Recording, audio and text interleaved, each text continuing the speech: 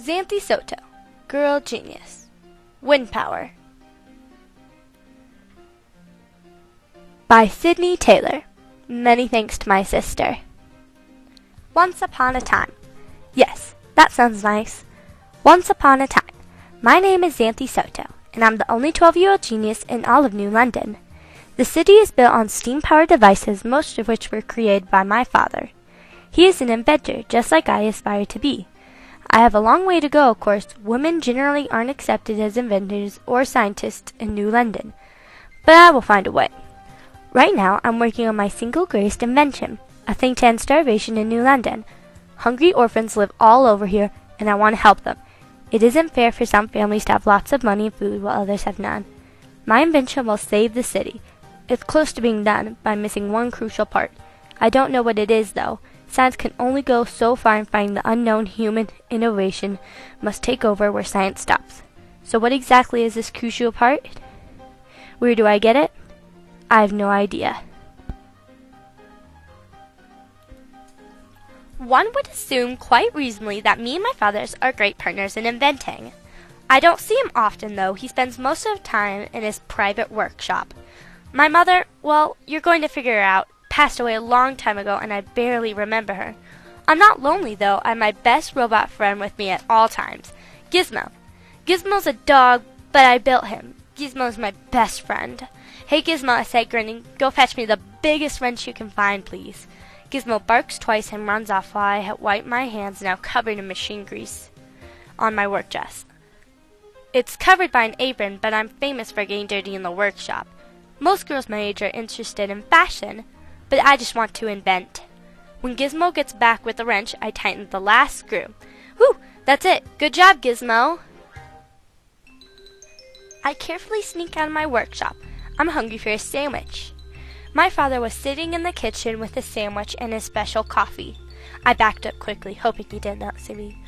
What about something in my father's workshop? I ran to the other side of the house, to his workshop. Because he was not there right now, I could look for a new idea. I creep into his workshop and look for over half an hour. Nothing. Zada. Zilch. As I left his workshop, feeling disappointed, I decided to take a stroll with Gizmo in the city. Only rich people could afford having dogs, as they take up way too much food. I'm missing a power source. Steam power doesn't have the right connections and power levels for my machine. What to do? Come on, Xanthe, an idea. I need an idea.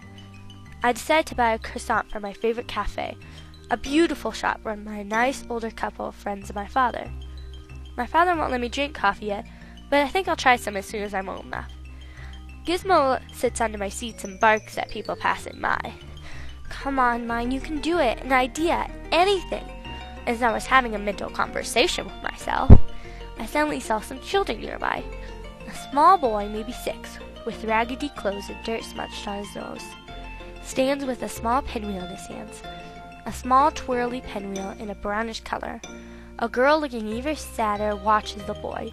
The boy looks at the pinwheel, then at the girl, and slowly gave her the only thing he had, his pinwheel. She gave him the biggest smile in the world to him, drew in her breath, and the pinwheel went round and round and round. That's it! Wind power! I grabbed Gizmo and ran to my workshop. 6 months later.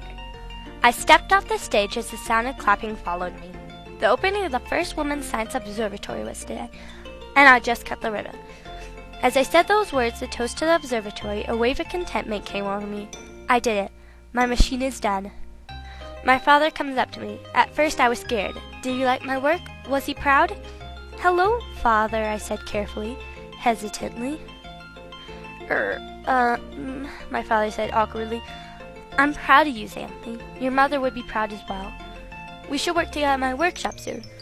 I haven't been a good father to you. I'm going to start right now. We should get some coffee sometimes, maybe. Thanks, Father. That sounds great, but I'm not allowed to drink coffee, I said in a sarcastic voice. Well, he says with a huge laugh, well, now you can. As we hugged and laughed, a small girl walked up to me grinning. Miss Soto, I just want to tell you that you're my hero, and I want to be an inventor like you someday, she says happily. You could start today, I tell her, smiling widely. Thank you. And I realized it was the girl with the pinwheel. Later that day, I sneak out to take Gizmo for a walk. Looking at the moon, I said to Gizmo, "I wish I could walk on the moon." I stopped dead in my tracks. That's it. I ran off to the factory, and I started inventing. The end.